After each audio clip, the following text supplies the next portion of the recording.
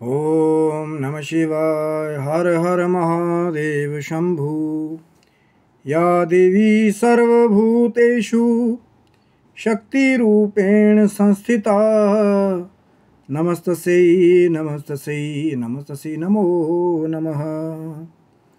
जय माता दी। हर हर महादेव। मित्रों, बहुत सारे जो हमारे भक्त हैं कहीं ना कहीं जब माँ के लिए किसी भी दरबार में जाते हैं तो कई बार विशेष भेंट जो है वो माता के लिए लेकर के जाते हैं। जैसे कि माँ के लिए चुनरी, ध्वजा, कोई खाने के लिए माँ के लिए मिष्ठान के रूप में या नैवेद्य के रूप में हलवा या चने।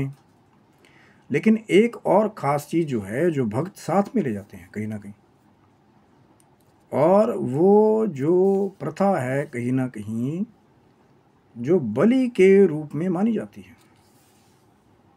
कौन सी है वो चीज़ जो माँ बलि के रूप में स्वीकार करती है? आप भी गए होंगे लेकर के, लेकिन अभी थोड़ा सा जोर डालिए कि कौन सी वो चीज़ है।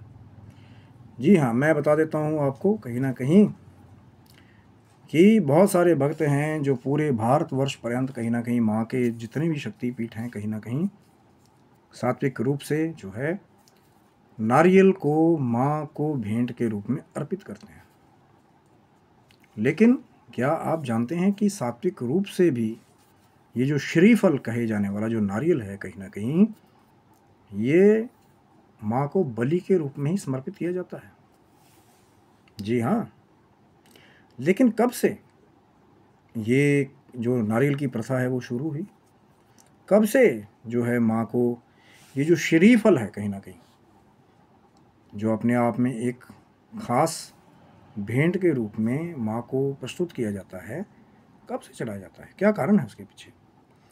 बहुत सारे भक्त हमारे जो पुराने सब्सक्राइबर्स हैं, मैंने पहले भी बहुत पहले एक वीडियो में बात की थी, लेकिन आज माँ का फिर ऑर्डर हुआ है तो ज़रूर जो हमारे नए सब्सक्राइबर भी हैं कहीं ना कहीं शिव शक्तोहम चैनल पे उन लोगों का भी स्वागत है।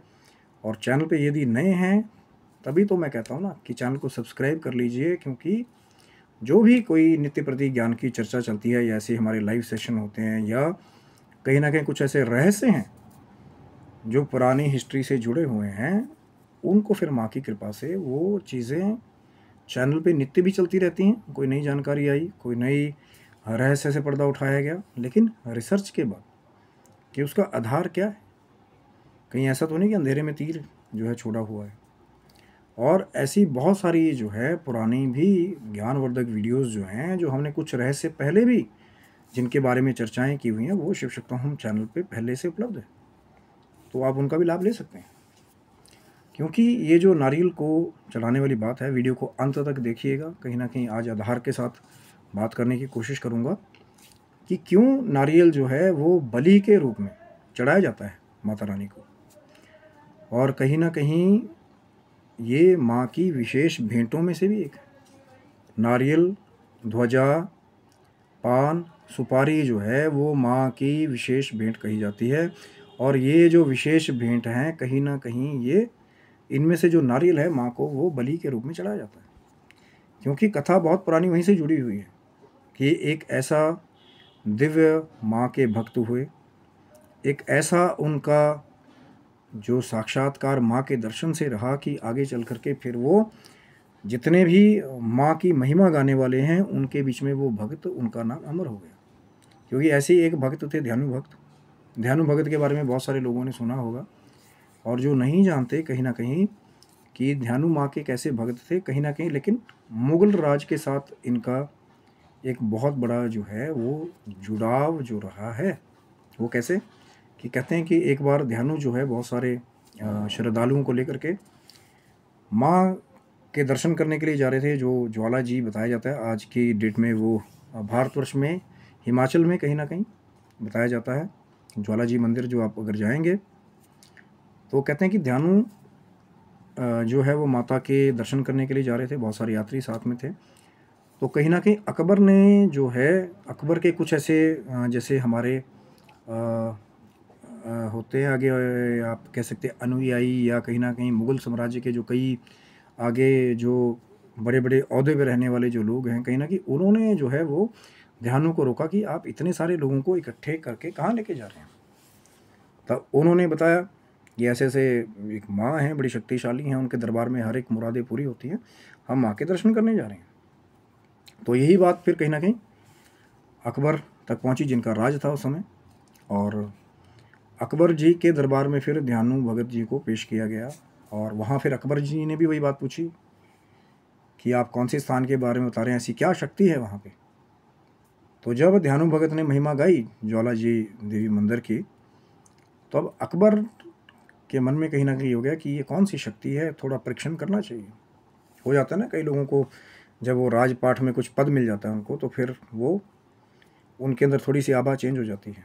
तो कहते हैं कि अकबर बादशाह ने फिर कहते हैं कि अपने कुछ जो जैसे गुप्तचर थे वो भी वहाँ भेजे, जो वहाँ पता करके आए, और मंदिर के बारे में उन्होंने बिल्कुल आकर के ये बताया कि महाराज वहाँ पे सच में ही जोतें जो हैं वो बिना तेल के और बिना घी के जल रही हैं।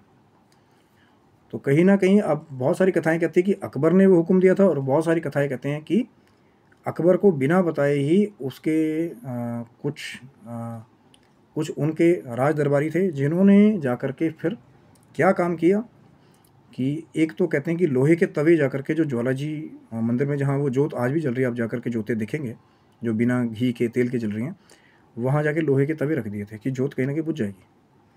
लेकिन माँ की ऐसी शक्ति थी, माँ भगवती की, उन तवों को फाड़ करके भी वो जोतें जो हैं वो बाहर निकल आई। और फिर कहते हैं कि दूसरा काम उन्होंने क्या किया कि एक नहर थी वहाँ पे, उसको ऐसा उसका रास्ता बनवा दिया कि वो नहर जो है वो डायरेक्ट जोतों पर जाकर के वो पानी गिरे फलों के साथ की, तब तो जोतें बुझी जाएंगी। लेकिन माँ भगवती की शक्ति इतनी अपार थी कि वो नहर भी जो है वो जोतों को बुझा नहीं पाई। और फिर कहीं ना कहीं ये बात जो है वो अकबर बादशाह के कान में पहुंची। और उससे पहले भी कहते हैं कि अकबर ने क्या काम किया था, जब पकड़ा गए थे, पकड़ लिया था उन्होंने, ध्यानु भगत जी को रोक दिया था जब यात्रा से जाने से, तो उन्होंने कहा था कि चमत्कार अपनी माँ का हमारे को यहाँ भी करके दिखाओ। तो कहते हैं कि उन्होंने क्या किया था कि जो घोड़ा था ध्यानु का, उसका शीश काट लिया था उन्होंने, और कहा था कि अगर आपकी माँ में शक्ति है तो आप अभी जाइए और आपकी माँ से अरदास करें, तो हम भी वो शक्ति देखना चाहते हैं कि मरे हुए घोड़े का शीश वो जोड़ सकती हैं। फिर वो बाद में वो 2 कार्य हुए थे, वो भी राज दरबारियों में कई सारी कथाएं मिलती हैं कि अकबर ने बिना ऑर्डर कोई ऐसा नहीं दिया था, और जो राज दरबारी थे उन्होंने बिना अकबर से पूछे वो काम किया था।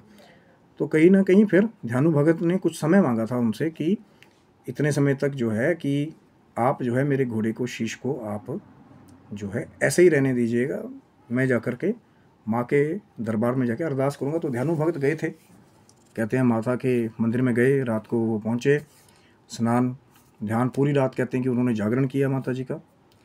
और सुबह जैसे ही कहीं ना कहीं माँ के दर्शन हुए मंदिर में, जैसे पट खोले गए मंदिर के, तो उन्होंने माँ से अरदास की कि माँ अब तो आपको शक्ति दिखानी ही पड़ेगी। उधर मेरे घोड़े का शीश भी काट लिया गया और आज मेरी साख भी आपके साथ जुड़ी हुई। तो काफ़ी देर कहते हैं कि ध्यानु भगत ने वहाँ पे अरदास की, लेकिन जो है माँ ने उनको फिर भी दर्शन नहीं दिए।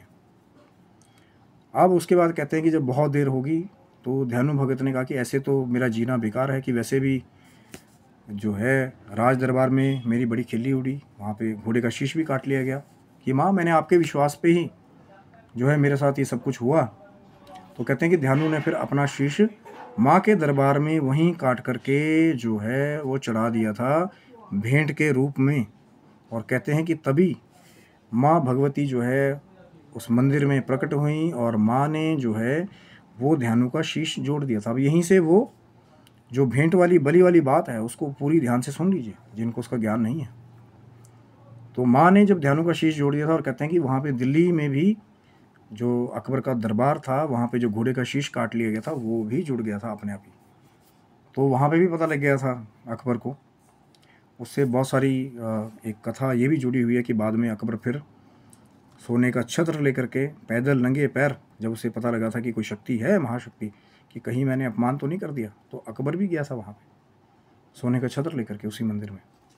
और कहते हैं कि तब भी अकबर के मन में अहंकार था कि मैं अकबर राजा 1.25 मन सोने का छत्र जो है आपको चढ़ाना, आज तक किसी ने आपको चढ़ाया नहीं। कहते हैं माँ की ऐसी क्रोपी हुई थी कि एक ऐसी ज्वाला वहाँ प्रकट हुई कि वो जो तवा था वो सोने का, जो छत्र था वो नीचे गिरा और ऐसा काला हो गया कि आज तक भी वो छत्र जो है वो ज्वाला देवी टेम्पल में पड़ा हुआ है, मंदिर में पड़ा हुआ है, लेकिन कोई भी, इतनी रिसर्च होगी इसके ऊपर, कोई ये नहीं बता पाया कि ये कौन से मेटल में कन्वर्ट हो गया, क्योंकि जब वो माँ की कृपा से जल गया, वो काला हो गया, वो मेटल ही चेंज हो गया और आज तक कोई बता ही नहीं पाया कि वो कौन से मेटल में चेंज हो गया। आज भी रखा हुआ है वो मंदिर में।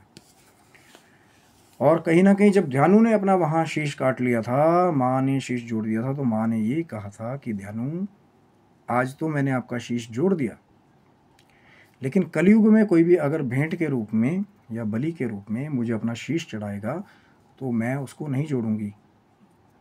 तब माँ ने कहा था कि लेकिन जो नारियल के रूप में, अब अगर आप देखेंगे जो नारियल है, जब आप उसका छिलका उतारेंगे, जो पूजा वाला नारियल होता है, जटा वाला, उसको आप खोलेंगे तो पूरा जब उतार देंगे तो उसके अंदर मुंह बने होते हैं।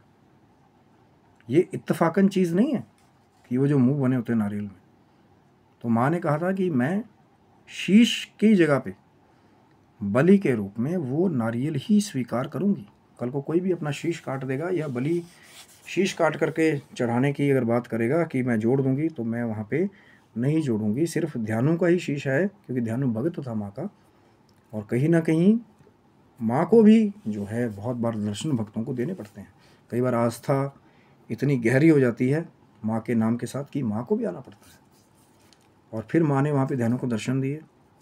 अब उससे बहुत सारी और कथाएं जुड़ी हुई हैं। क्या दूसरी बलि, मैंने पहले भी एक वीडियो बनाया था, कहीं ना कि उसको भी ज़रूर देखिए। और तब से वो प्रथा थी कि जागरण में भी जो खास नारियल भेंट के रूप में माँ को चढ़ाया जाता था।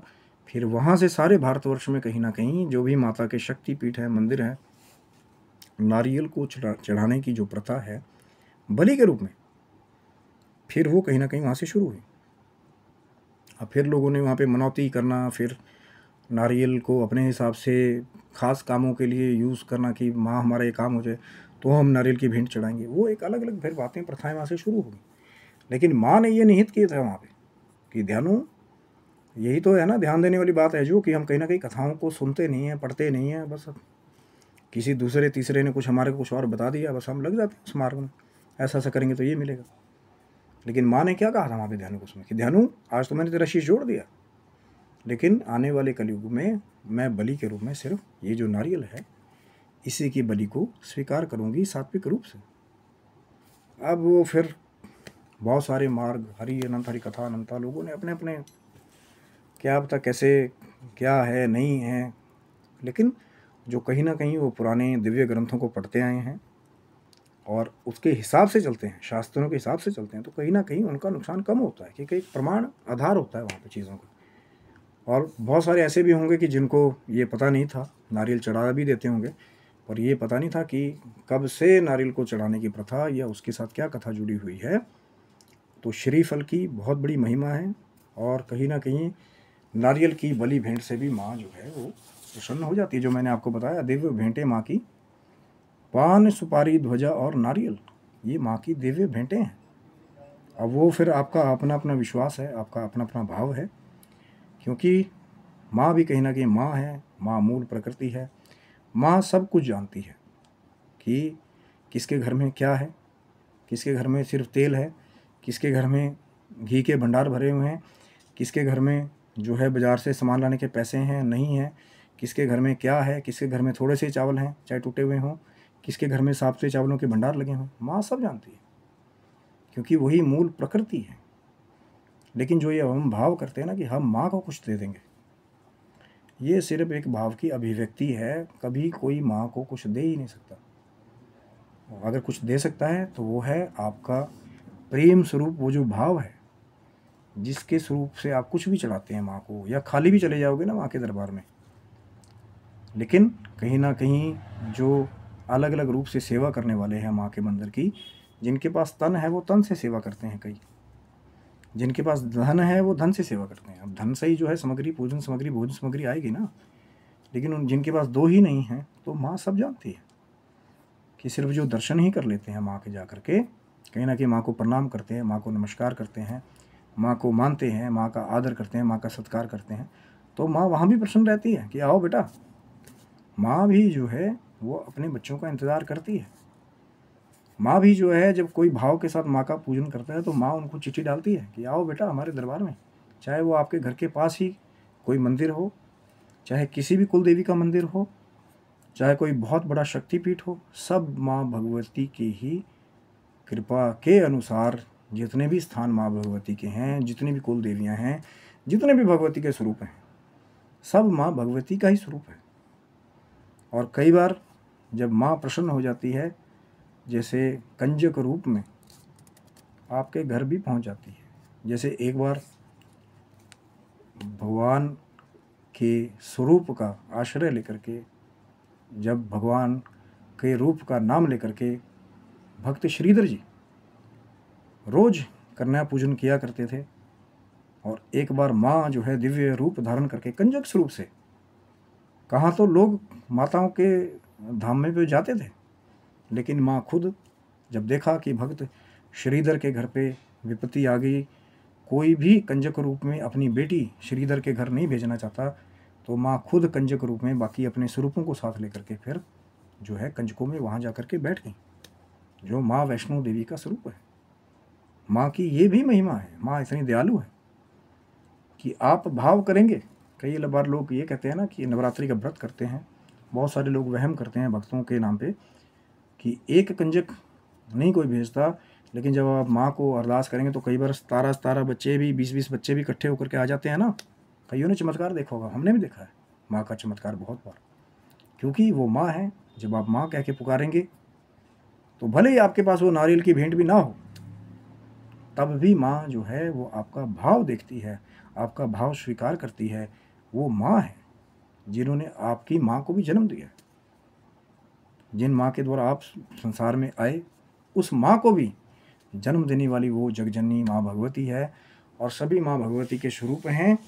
जो भी आप भाव के साथ माँ को सत्कार रूप में जो है माँ का पूजन करते हैं, माँ का भजन करते हैं, माँ की तपस्या करती हैं, माँ सब जानती है कौन जो है दिल से माँ की सेवा करता है, कौन नहीं करता है, किसका कितना भाव है नहीं है, वो सब जानती है। वो माँ भगवती जो है वो मूल प्रकृति है। और कहीं ना कहीं किसी के भी रूप में जब भी आपके प्रश्न होते हैं या कोई चीज़ आपने जानी होती है, तो किसी न किसी को माँ भेज देती है आपका मार्गदर्शन करने के लिए, चाहे वो कैसे भी हो, माध्यम कोई भी हो, लेकिन माँ कहीं ना कहीं कहीं से भी आपका मार्गदर्शन करती है। लेकिन मिलेगा तभी जब हम बड़ों का सत्कार करेंगे, जब उनके पास बैठेंगे तभी तो मिलेगा ना। अगर हम अपने ही जो नेगेटिव अहंकार में रहें कि मैं इनकी क्यों सुनूं, मैं इनके पास क्यों बैठूं, तो कैसे मिलेगा। क्योंकि जो पूरी कथा सुनने वाले हैं पूरा फल वही प्राप्त करते हैं। कहीं ना कहीं जो अधूरी करने वाले हैं मिलेगा तो कुछ वहाँ से, लेकिन वो पूरा फल कैसे मिलेगा जब आप पूरा बैठेंगे ना। जब माँ आपको समय भी दे रही हो, माँ आपको किसी और माध्यम से मैसेज भी दे रही हो, कहीं से भी दे सकती हो, तो मूल प्रकृति है। क्या पता कोई छोटा बच्चा ही आपको कोई ऐसी बात कई बार बोल दे कि आप अचंभित हो जाएं कि यार इतना सा बालक या बालिका है, ये क्या कह दिया उन्होंने, कि जो मन की बात थी उस प्रश्न का उत्तर अपने आप ही मिल गया। ये माँ की महिमा है, ये माँ महामाया है। इसका पार जो है वो बड़े बड़े देव, सिद्ध, दानव, यक्ष, गंधर्व, किन्न, नाग कोई नहीं पार पाता है। त्रिदेव भी कई बार जो है ना वो भगवती माँ का पूरा स्वरूप है, कहीं ना कहीं पार पाना बहुत ही, एक तरह से मैं कहूँगा कि आज तक पार किसी ने नहीं पाया, और नामुमकिन के करीब है पार पाना। लेकिन जो माँ को प्रेम करने वाले हैं, माँ की भाव से भक्ति करने वाले हैं, तो माँ अपना सब कुछ लुटा देती है बच्चों के ऊपर भाव से। ये है, जब प्यार से एक बार माँ कह दोगे, माँ सब कुछ दे देती है। एक बार भाव से कह करके तो देखिए। पर अगर विश्वास ही नहीं करोगे कि भैया कुछ मिलेगा, पता नहीं यार नहीं मिलेगा, हम तो ये कर रहे थे। और कई ऐसे भी हैं वो सोचते हैं कि बस एक मंगलवार माँ की हाजिरी लगा ली तो माँ सब कुछ दे देगी। नहीं, जो नित्य प्रति माँ की पूजा करते हैं, नित्य प्रति माँ के साथ जुड़े रहते हैं, नित्य प्रति माँ का ध्यान पूजन करते हैं, माँ भी नित्य प्रति उनका ख्याल रखती हैं। माँ भी नित्य प्रति उन बच्चों की सब इच्छाओं को पूरी करती हैं कि अब मेरे बच्चों को क्या चाहिए। पर माँ के साथ जुड़ के रहेंगे तभी ना, तभी माँ भी आपके साथ जुड़ के रहेगी। जैसा भाव आपका होता है कि जो आपके पास है अगर आप समर्पण कर देते हैं तो माँ भी अपना सर्वस्व जो है वो बच्चों के ऊपर वार देती है। ये ही भगवती महामाया है जिसका पार आज तक किसी ने नहीं पाया। ये माँ की कृपा है। माँ ने अलग अलग स्वरूप धरे हैं अपने बच्चों के कल्याण के लिए। कहीं सरस्वती, कहीं महालक्ष्मी, कहीं महाकाली, अलग अलग माँ के स्वरूप हैं अपने बच्चों के कल्याण के लिए। माँ ने अलग अलग रूप धरे हैं। जिस भी रूप में आप पूजना चाहें माँ उसी रूप में आपको दर्शन देती हैं, लेकिन सच्चे भाव के साथ, सच्ची भक्ति के साथ, क्योंकि वो भाव ही है जो माँ को आपके साथ जोड़ता है। तो ये था मित्रों वीडियो, नारियल की बलि क्यों चढ़ाई जाती है। आशा करता हूँ कि वीडियो आपको अच्छा लगा होगा, तो ज़रूर लाइक करें, शेयर करें, सब्सक्राइब करें। भगवान शिव की, माँ जगदम्बा की कृपा आपके समस्त परिवार के ऊपर बनी रहे। तब तक के लिए हर हर महादेव शंभू। जय माता दी मित्रों आप सबको।